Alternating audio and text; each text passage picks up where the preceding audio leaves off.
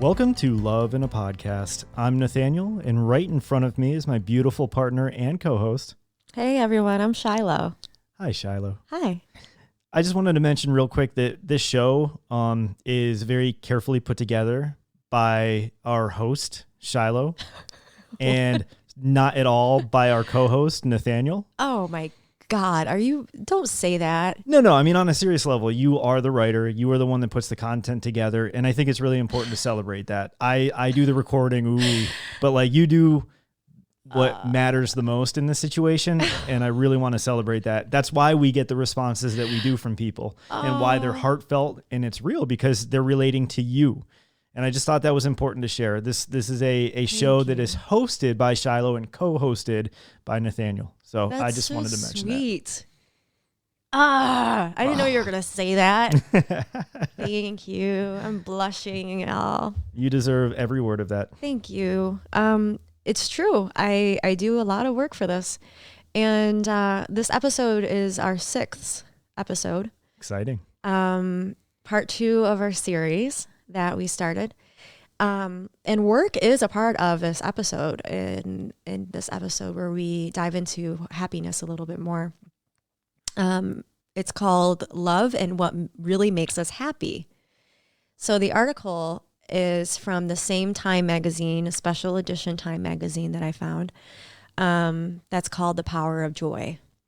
So we decided to keep it simple and focus on joy and happiness because I'm sick and tired of feeling down. And if I'm researching and writing about happiness and joy and sharing it with you all, then I have to smile. It's just something that the law of nature says. It's powerful. So yeah, I feel like in doing this series, The Power of Joy, we take back some of our power. And, that is in creating something that will improve our thinking and improve our moods. And hopefully we can spread some of that good stuff around to you. So love and what really makes us happy. United States is very trendy as a culture. We were just discussing this too. Yeah. Do you think it's possible that us being trend obsessed, that we've created a nonstop obsession with happiness? Or do you think it's always been there? I think if my opinion is that marketing is just gotten crazy when it comes to it. I believe that whether it's real we'll get or into not, the consumer aspect of it and what we all do to create happiness and hold it and catch it and grab it and hang on to it and claw our ways into a state of joy. But we can't go anywhere without hearing and, seeing, talking to other people, or just reading on the cover of magazines. We can't, go anywhere without seeing, be happy. And, it makes you think, why is everyone so obsessed with it? And for you out there, do you feel like your happiness depends on your day-to-day activities, or is it your knowledge, or is it your relationships? And how do you know you're happy? Like, how do you know it's happiness? Is it a fleeting emotion for you? Does it stay? What type of levels are there? But what if we're thinking about this happiness thing all the wrong way? So I had a lot of questions when I read this article. The article is called What Really Makes Us Happy, and it's actually a question. What really makes us happy? I thought it might be another feel-good session, like a repetitive reminder of why happiness is so important to us as human beings. Or maybe it'd be a watered down or even an exaggerated production of what we should look and feel like if we're happy. But the author, Morel Zaman, couldn't have said it better. She says, people are so intent on becoming happier that they're game to swallow adaptogens, which is an herbal medicine. Like an example would be ginseng. So people are game to swallow these things and cannabis oil, go to acupuncture sessions and take cold showers, purge their diet of sugars, detox from their phones, and try a million other things that promise the same goal, more joy, which leads to more energy, less stress, and a better life. I agree with her. Personally, I've done all of these things in the pursuit of happiness, including acupuncture, which lasted, there were 9 sessions in August and September. And I know, there's stigma attached to acupuncture, but, this was a little pricey, but I do sleep so much better. And I felt really safe on the table.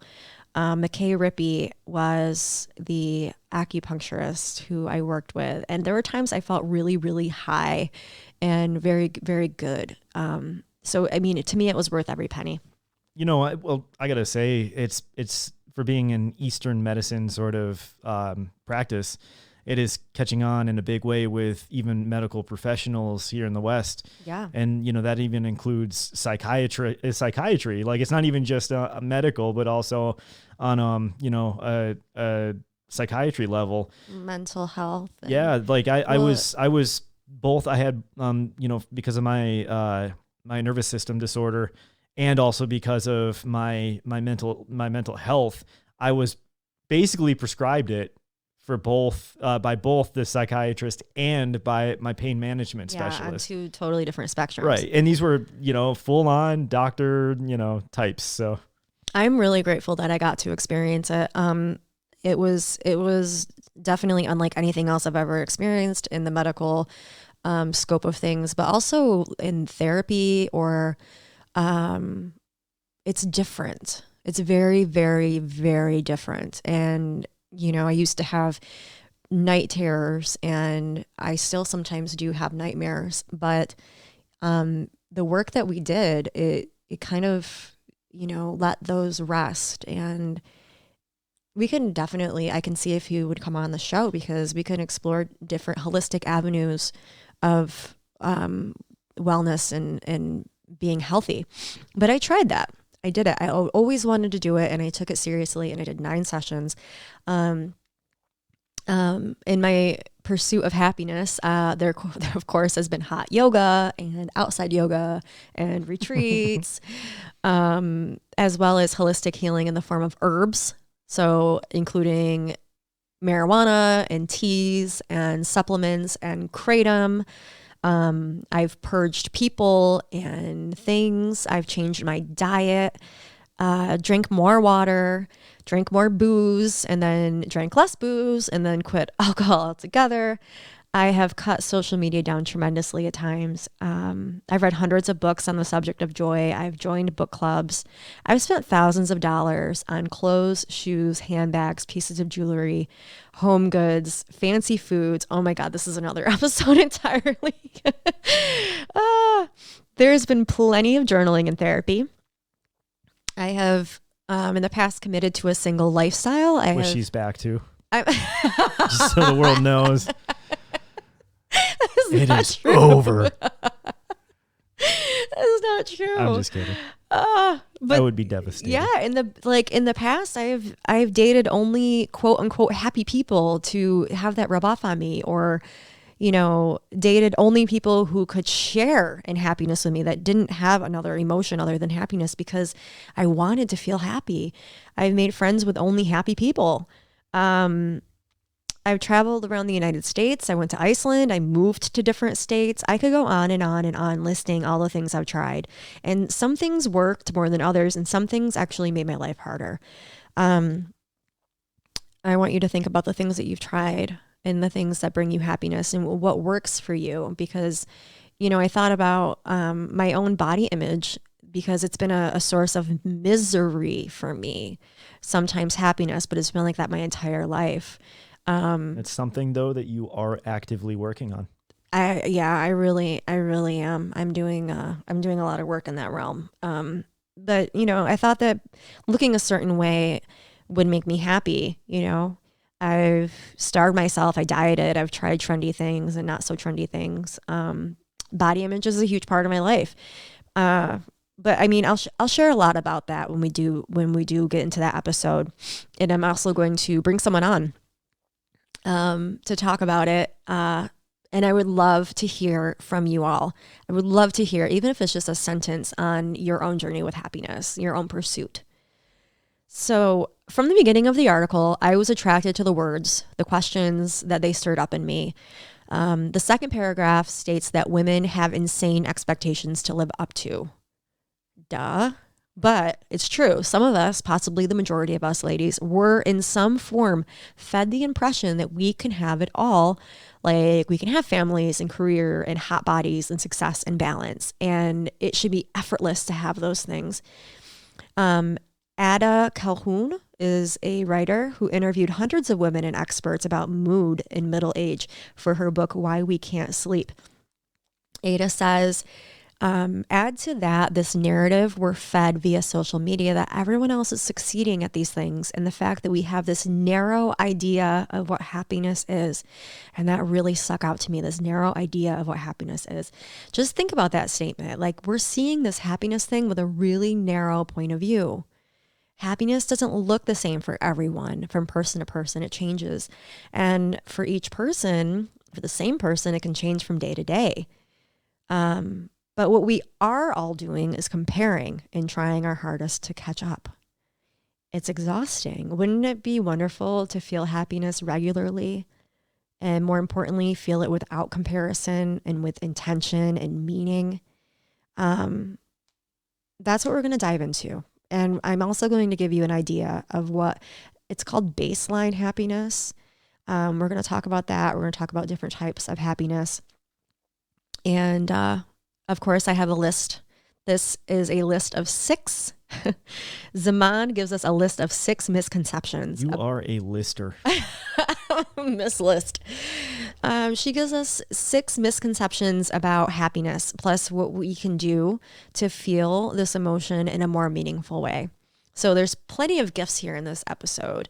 And, you know, of course, as we review the list, I will share my thoughts and then I will pull Nathaniel's ideas out for our pleasure. Well, aren't you lucky? I am the luckiest gal around. Oh. So number 1, she says, most of us are actually doing fine. Most of us are actually doing fine. Isn't that a relief to hear that? But what? How is that possible? Rick Hansen is a psychologist and the author of Hardwiring Happiness.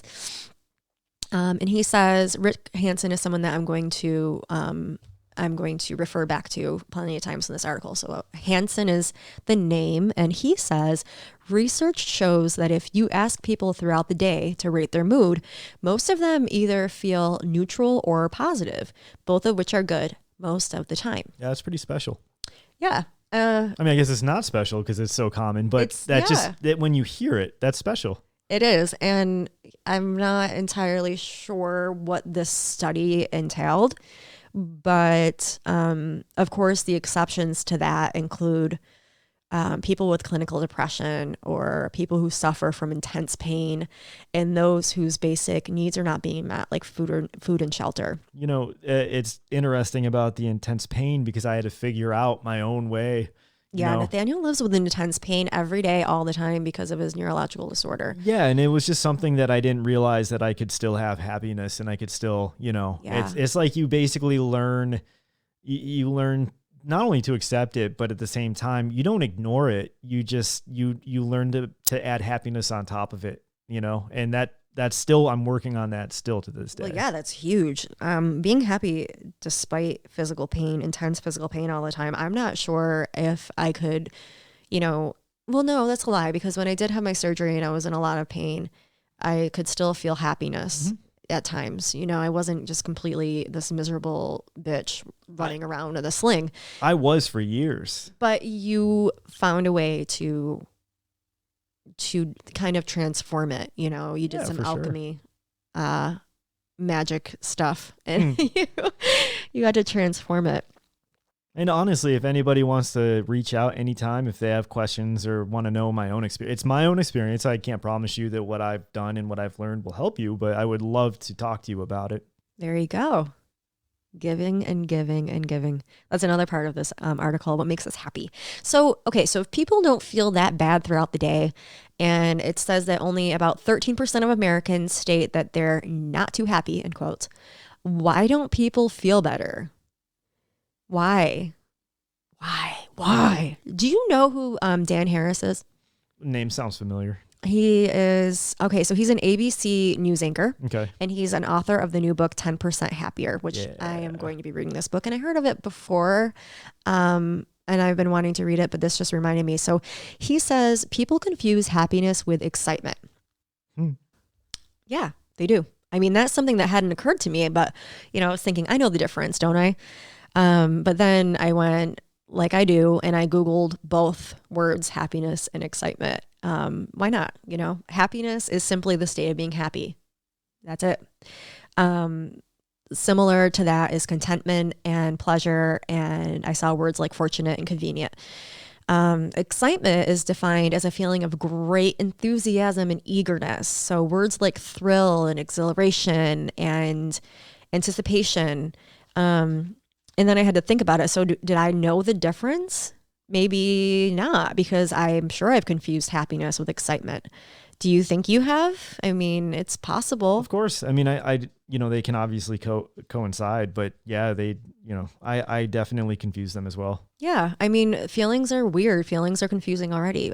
You might be really, really excited and or happy, and an underlying sense of excitedness. Could you imagine if you were excited 24/7? If you have like a state That'd be exhausting. You'd be running around like a crazy person.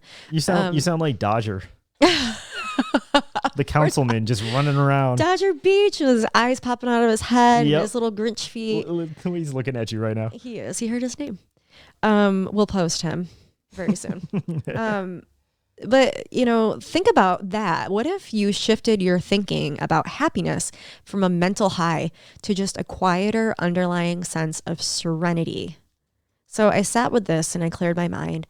I visualized shifting happiness and serenity back and forth around in my mind until they mesh together. Serenity melts into peace. It's a feeling of being unworried. So if, you think about that, if happiness can mean peace, while excitement stays saved for real moments of exhilaration, maybe I can feel less like I'm emotionally doomed all the time. So try that for a minute, guys. Close your eyes, not if you're holding a baby, and shift your happiness and peace to replace excitement. So moments that are regular can be peaceful. They can be felt with a state of happiness. Surprise, excitement, all that stuff, that's not a normal everyday, all the time, every moment feeling, but happiness can be, because your happiness is directly attached to serenity and peace. So that's number one. Number one, if you forgot yet, it's most of us are actually doing fine. And if you are clinically depressed, if you are depressed, if you have, if you're taking medication, like I am as well, to battle my mental illness, it might not be the case for you. So, find ways, and we're going to go into ways that you can create a little bit of more of serenity and peace in your life. Brings us to number 2. Being happy doesn't always mean you feel good, right? Does this make any sense to you? Yeah. Like, isn't happiness feeling good? It sounds sensical, but Hansen said bad stuff happens to everyone. When it does, it's normal to feel sad, irritated, or rattled. Being a happy person means having an underlying sense of well-being that lets you return to your baseline more quickly. Programminglife.net provided the meaning of baseline of happiness for me. It's the idea of baseline happiness, called the hedonic set point by positive psychology. In regard to the hedonic treadmill, is that we return to the same general level of happiness continuously throughout our lives. So that is your normal point. Your normal point is the baseline happiness. And the idea, it brought along another question. What is the hedonic treadmill? So Wikipedia says that the hedonic treadmill, also known as hedonic adaptation, is the observed tendency of humans to quickly return to a relatively stable level of happiness despite major positive or negative events or life changes.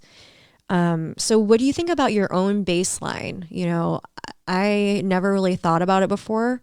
And, of course I wanted to know what quote unquote normal baseline looks like. So I went, I went and Googled that. And this is how I go into these rabbit holes forever and ever. And like Alice, I'm in Wonderland, and I ended up taking a test where you can find out, what your baseline happiness is. It's on cnbc.com. And when I took it, I was below average. I was below average. Oh, no. I know.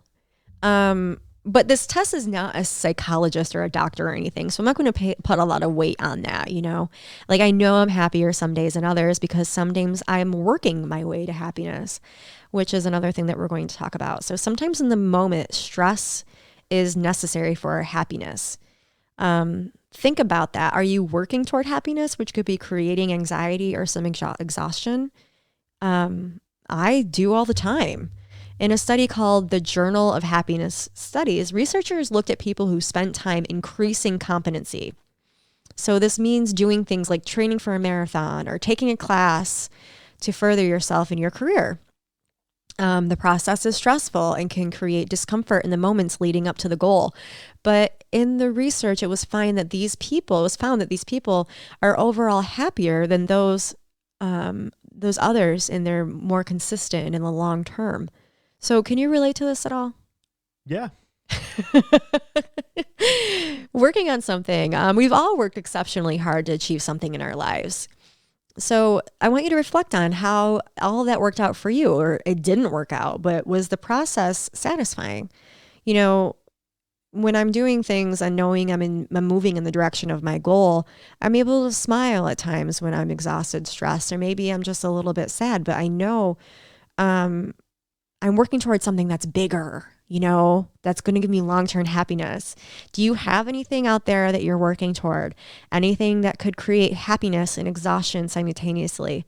I would say just from watching you, and this comes up every episode, but it would be your yoga and teaching and sharing it. And, because you could be working so hard toward it and it gets exhausting and it's all of this, but then you see, I can get discouraged. Right. Yeah. But then you see your students' face and then you feel the change in yourself. And like you have all these, it's powerful stuff when you give yourself, to watch, you give yourself the gift of that. That's the other thing. Like, can you think, I'm talking to everybody that's listening. Can you think of an example where you've seen it in other people, not just yourself, Right. And are they giving themselves a moment, or are you giving yourself a moment to be happy knowing that you're doing something so amazing for yourself or for other people?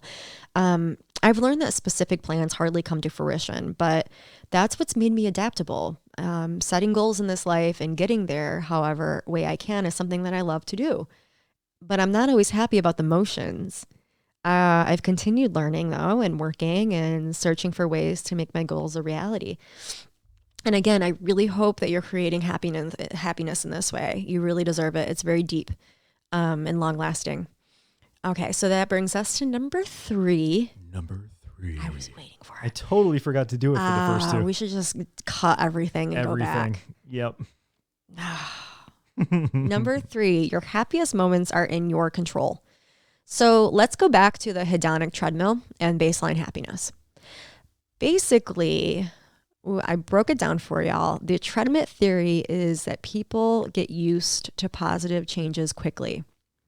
So say we receive good news. Like think of anything in the world that is positive to you. You're happy for a while, but then you return to your baseline happiness and like poof, it's gone again. So when we're normal, quote unquote normal, the happiness from that occurrence is just a memory. But Hansen says that there's a 3-step approach to continue the happiness. It's very simple. The exercise allows the good stuff to sink in and actually change your brain, which is known as positive neuroplasticity. And it looks like this. So next time you're feeling appreciated or grateful, sit on that feeling for 2 full breaths and really feel it moving around your body. Savor it like a glass of wine if you drink wine, or savor it like a delicious meal, and then focus on what's so enjoyable about it. Each step elevates the way your brain converts passing experiences into lasting changes in your mind and mood, he says. So that's pretty cool. And I think that's pretty a simple idea for anyone to take along the road with you and along for the ride.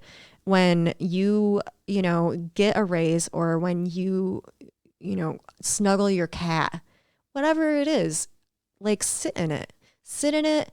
You're changing your brain when you're paying attention, and you're actually downloading that feeling into a deeper file. And this is going to create long-term happiness for you in an easier way. I wish you could see Shiloh's eyes as she's saying this. Why? Are they bugging out of my head? No, I you look like just, Dodger, don't I?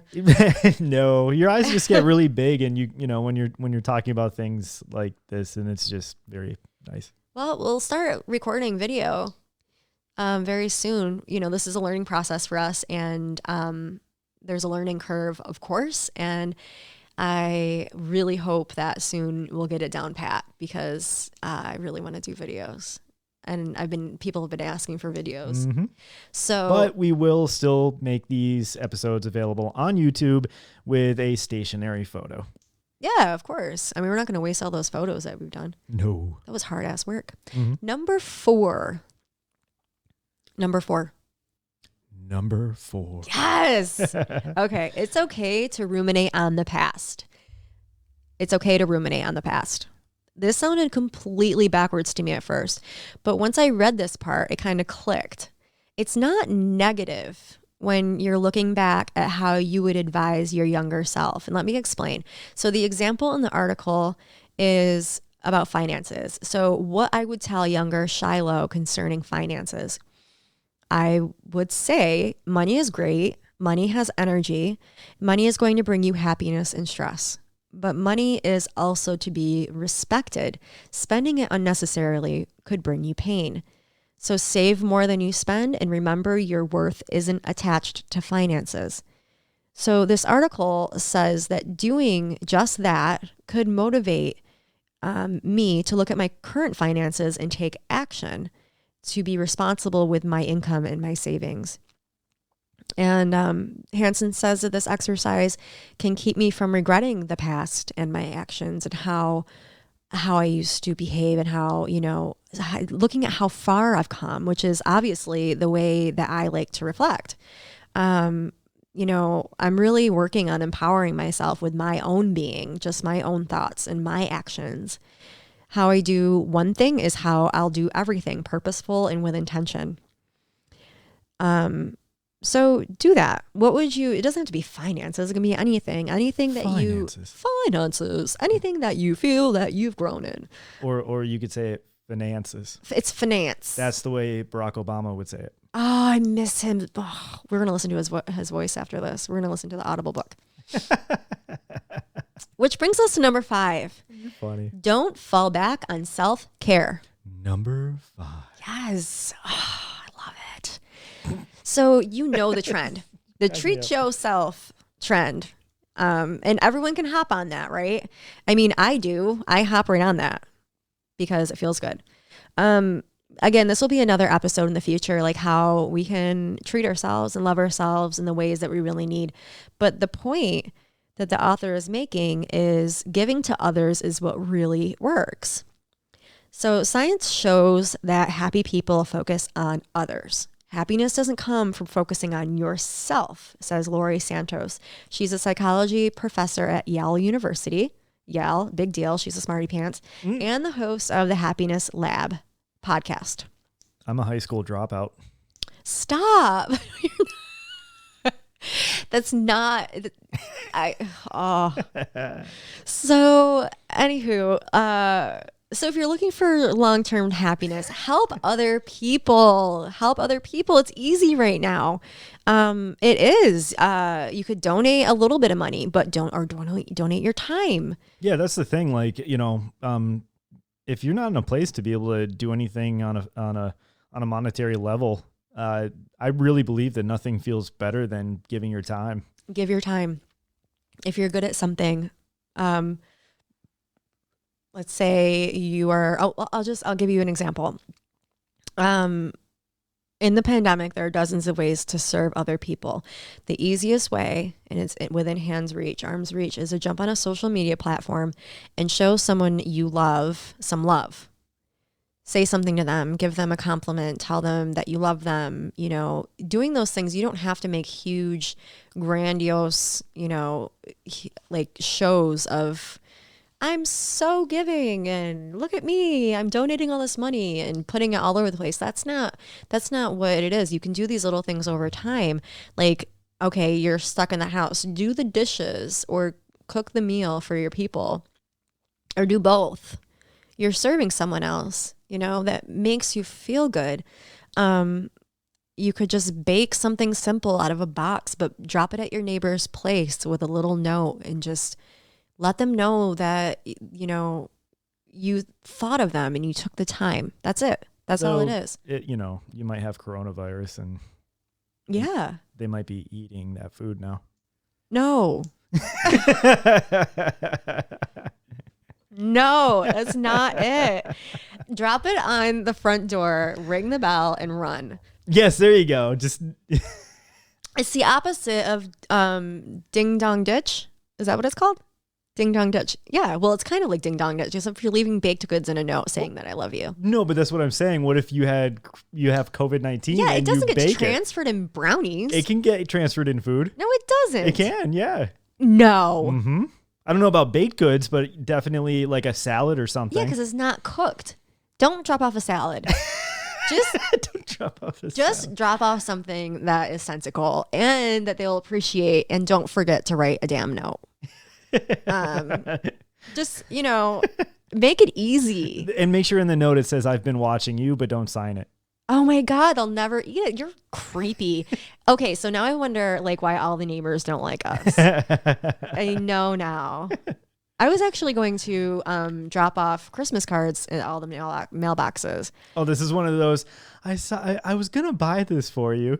No, remember I said that, and you're like, "That's creepy. Don't do that." I was like, I did? "What? Yeah." I was gonna do that with the boys. We're gonna write little Christmas notes to everybody on the same street as us. Don't listen to me. So I think I'm gonna do it for Valentine's Day. Aw. Why not? Get I'm those like I'm a those combination of the Grinch and Scrooge. Why would you listen to me? I don't know, because sometimes you make sense, but you're right. You didn't make sense then. And I think I'm going to do it for Valentine's Day. So maybe that's something that we can all do. Like, let's start a movement, do hashtag Valentine's Day drop off. I just made that up. But you're basically grabbing like a box of Valentines from the store, which is not expensive. And you're just writing something cute in the message, love your neighbor, and you're dropping it in their mailbox. I think that's cute. It's not food. You're not delivering Corona. You're just... Unless you write on it, I have a major crush on you. And will you're you married. write that in my mailbox? Of course I will. Thanks. Just, you know, think of things like that you can do. Think of all the stress that and problems that other people have right now. You could make a difference if you wanted to. That just raises up everybody's happiness level. This is true. It's true.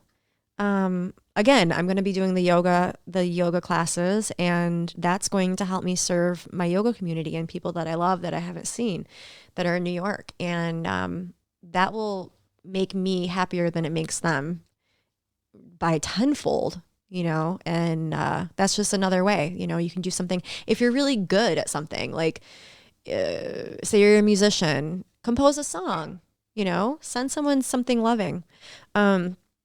So this is the lastly but not leastly, number 6. Number 6. Nice. There are 2 types of happiness, they say, and both are good. So Hansen breaks it down to hedonic and eudaimonic. Eudaimonic happiness. Eudaimon. Eudaimonic.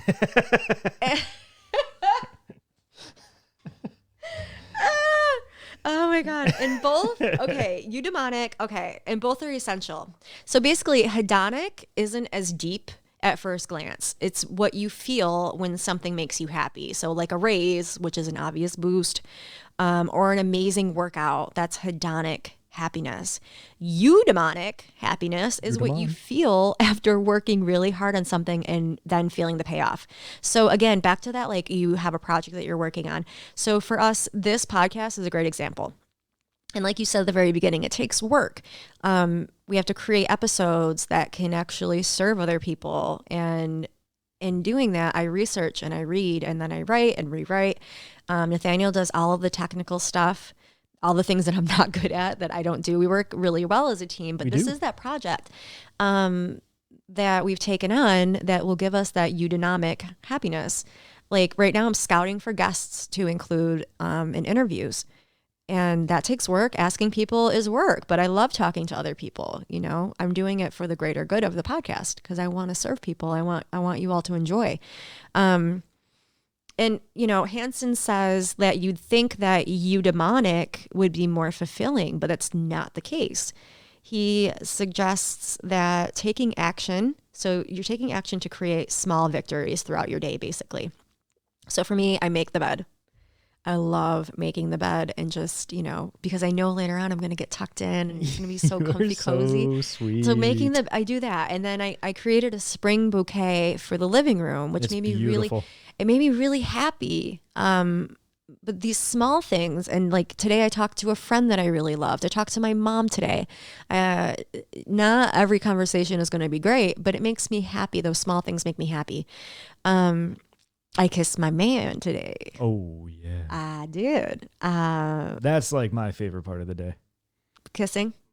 We can talk about kissing another episode. We're going to start getting a little bit more risque. Really? Now that we have, yeah, I think, because now what we actually have a lot of people who are listening, and I don't feel uncomfortable talking about certain things, and I want to open the doors to some things. I think it's time.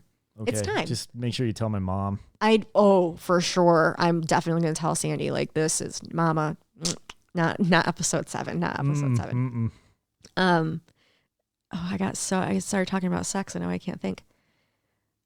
Okay. So continuing these actions builds up your happy muscle. So your happy muscles are getting a workout, and, this will, you know, let you know that you can shoot for bigger wins, basically, that you can do it. So it's like proving to yourself that hedonic happiness works, and it'll motivate you to seek and create the eudaimonic moments. And then do that 3-step suggestion. Breathe it, sit in it, feel it, move throughout the body, and really feel it. That'll tell you that it's real. So I think now is a good time for us to kind of have our own conversation about this, you know, where, you know, how we feel about it, how we feel on each point, and how we feel in general. Yeah, for sure. Because it's interesting. Like we kind of covered a lot of bases, and I'm just saying that I think it'd be really cool if we just kind of talk about the big points that came out for us. Yeah, absolutely. Most of us are actually doing fine. When I read that, I don't know about you all out there, but it doesn't really feel like that right now. Right. You know, we can talk about the pandemic until we're blue in the face. We can talk about the hits that we've taken. And I don't know about you, but going on social media, it doesn't hit like it used to.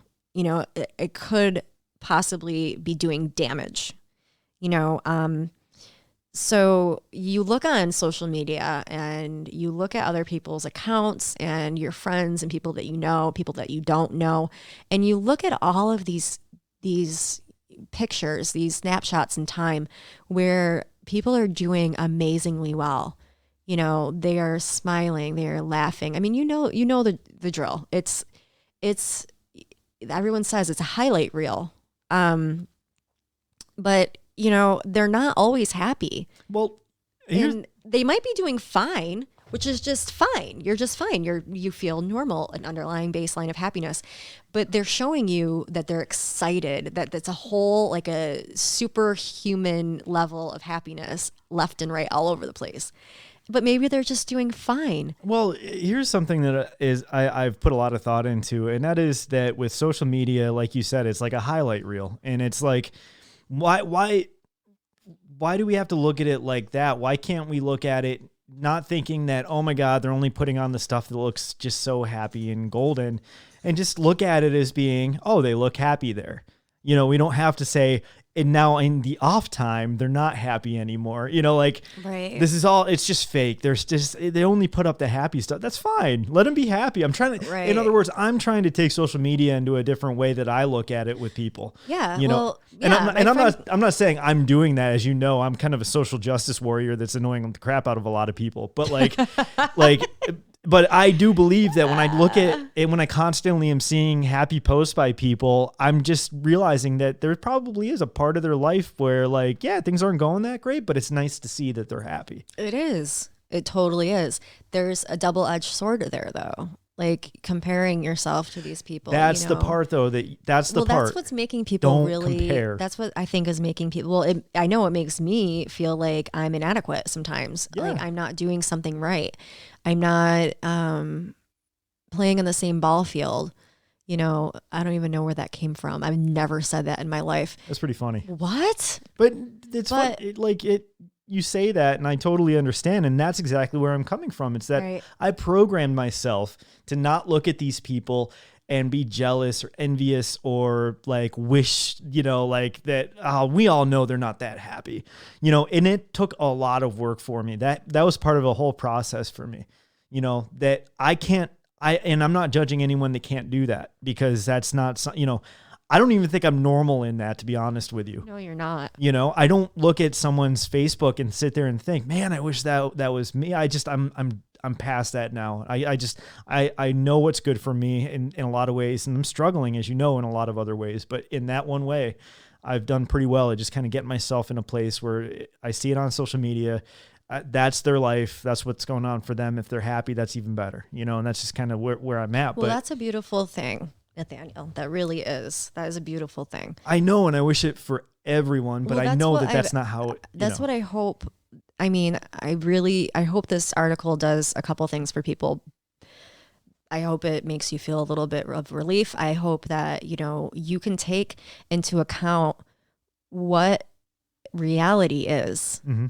what reality is and what it isn't. Comparing is kind of this like weird addiction. You know, we're social media is an addiction. You know, you get your hits throughout the day. And it can actually be a very high. unhealthy addiction. Yeah. And I think that, you know, the comparison factor is just really making the happiness in your own personal life harder Yes. to achieve. How are you going to be happy when you're comparing someone else going to Fiji and you're stuck in a mountain and covered in snow and you have COVID? Whoa. Like, really though, imagine you're sick, you can't go anywhere and you're looking at social media. Right. Like, you know, there's got to be a happy medium. There has to be a happy medium. So I think number one, that's kind of what it tells me, is that most people are doing fine. You know, most people aren't running around like happy 24/7. You know, we have our happy moments. They have their happy moments.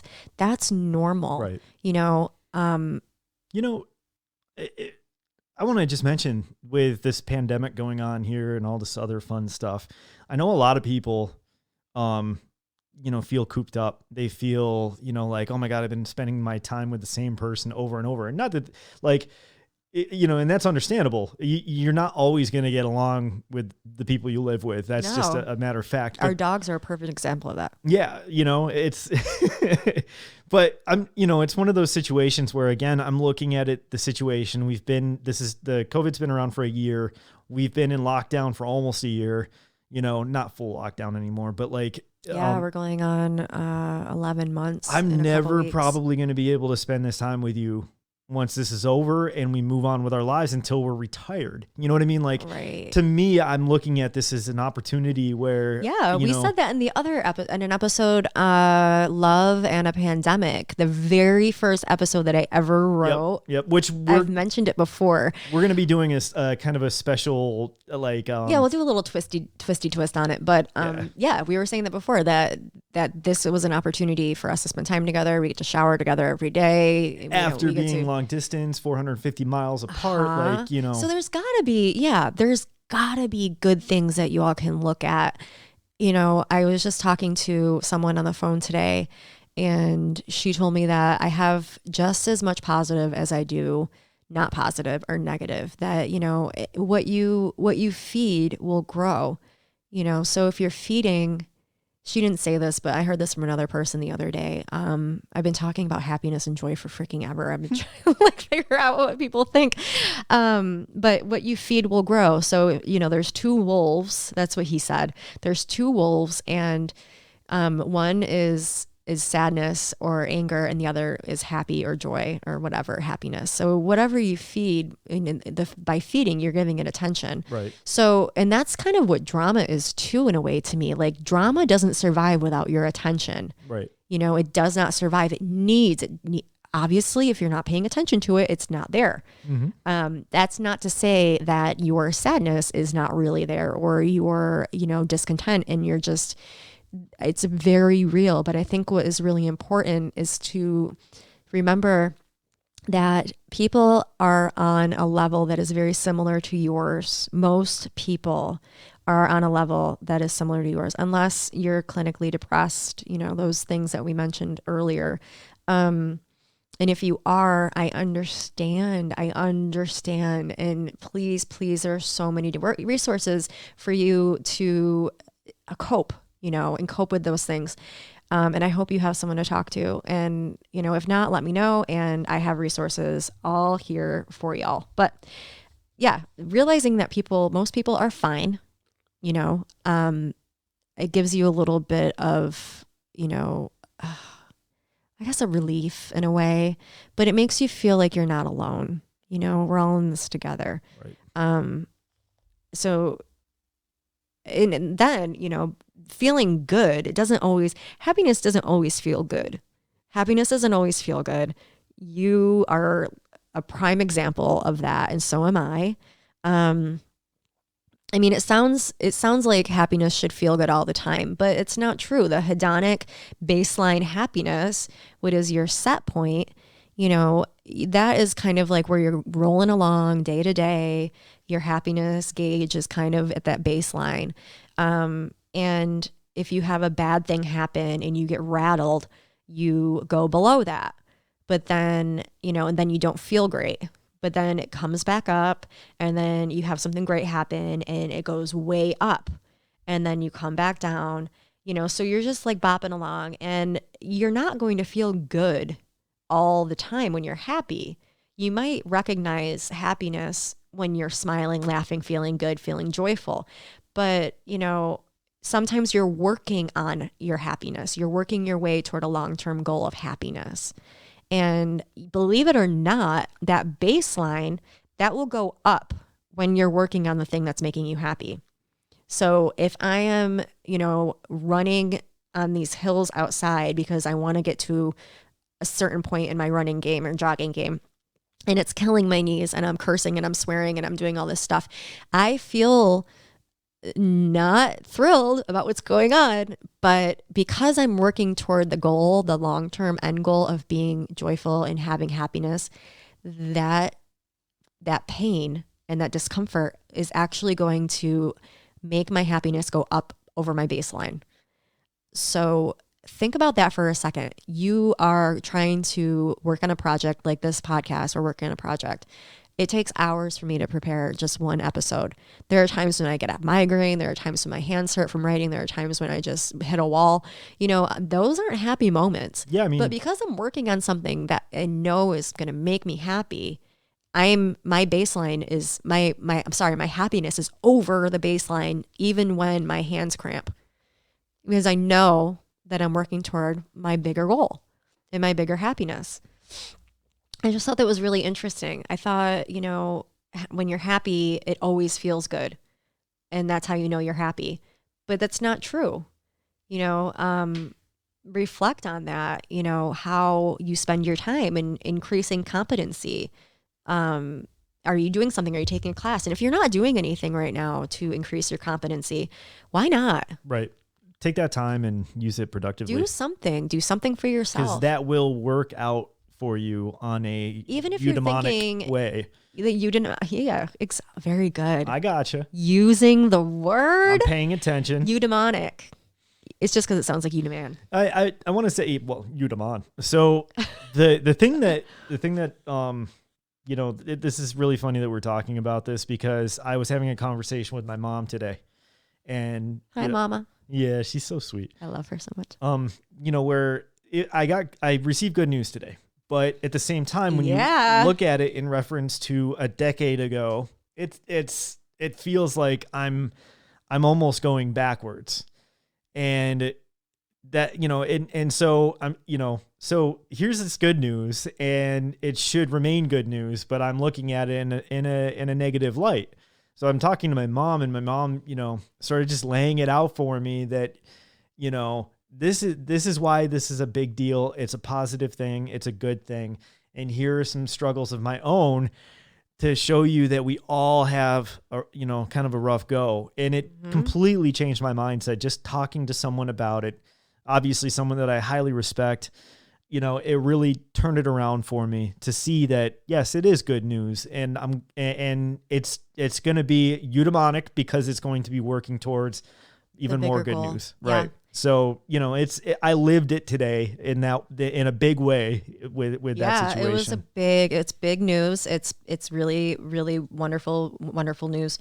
And again, you're working towards something that's even bigger. So yeah, I mean, take these wins, guys, take the wins, sit with it. And the number 3 is the happiest moments that are in your control. So do that 3-step, very, very simple thing that when you feel some happiness, just really sit in that happiness and in that joy and breathe. And I mean, in yoga, I'm always telling people, like, feel the energy moving around your body when you're creating heat and you're creating movement, feel the energy move around. So feel the happiness move around your body. Right.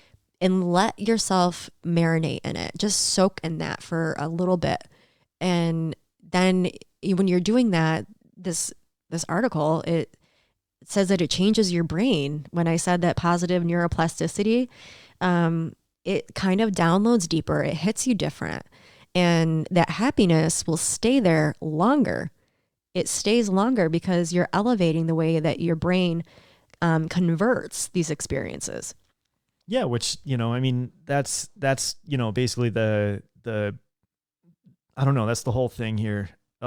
I think what's interesting too is that with part 1 of the Power of Joy series, and then we're and now part 2, I've actually been consciously thinking about joy and happiness and all of that. That's awesome. Yeah, because I love that. I've done over the past few years, and I've mentioned this before in previous episodes, especially episode 1.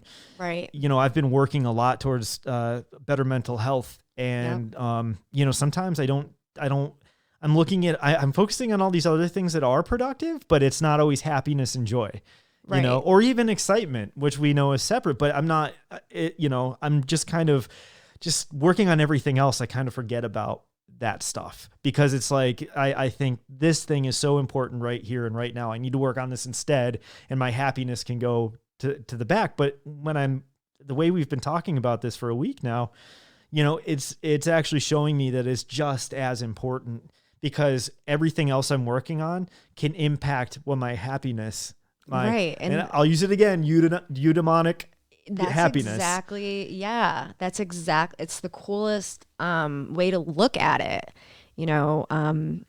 so I hope this, kind of gives you a different point of view. And the self-care thing and the ruminating on the past, those are in a different light in this article. So people say, don't look at the past, don't, close the door on the past, whatever. But when I thought about, like, what would I say to the younger me about something, even if it's just, it is finances or something else, how far have I come? What would I say to the younger me about finances is something that you can play that game with yourself, not to look back and put yourself down, not to bring on any depression, but you're empowering yourself. You're showing yourself from your actions and your life and what you have done. Look at something that you've come really far from and empower yourself, purposefully empower yourself. And it creates, that sense of trust with yourself that you've got this, that you've done, really great work, that advice that you would give your younger person actually listened along the way to get you to where you are now. If you're not where you are, or if you're not where you want to be, use that as a motivator. Use your own advice to yourself as a motivator right now. It's never too late to start something. Yeah, and for sure. It's never too early to start something. It's never too late to start something.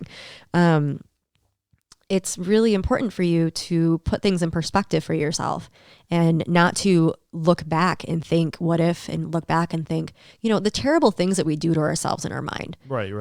By the way, I mean, I don't know if we mentioned this in the last episode, but I highly encourage you to go to the newsstand and pick up this this issue of Time. Yeah, it's wonderful. Even the imagery in it is really, they did a really good job of it. They seem to really put a lot of passion into this, which it's a magazine. It's a Time is awesome anyway. Right. Time is awesome anyway. And it's a special edition too. Right. So you got to look for that. And we are not sponsored or endorsed by Time or its parent company. So yet.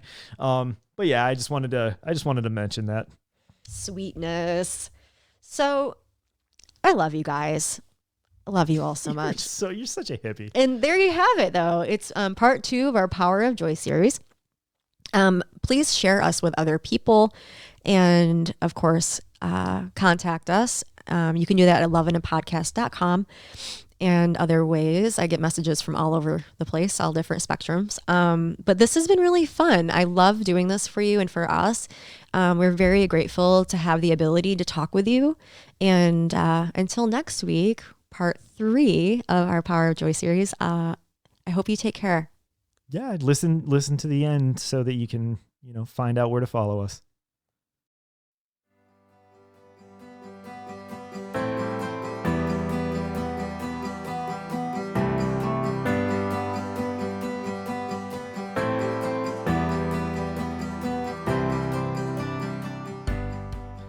We broke down what happiness is in a simpler form and gave you 6 misconceptions about it and how to feel this emotion in a more meaningful way.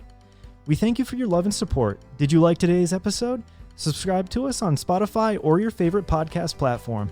Don't forget to follow us at Lovin' a Podcast on Twitter and Instagram and Facebook.com/LovinAPodcast. Learn more about us on our website, lovinapodcast.com. Until next week, my friends.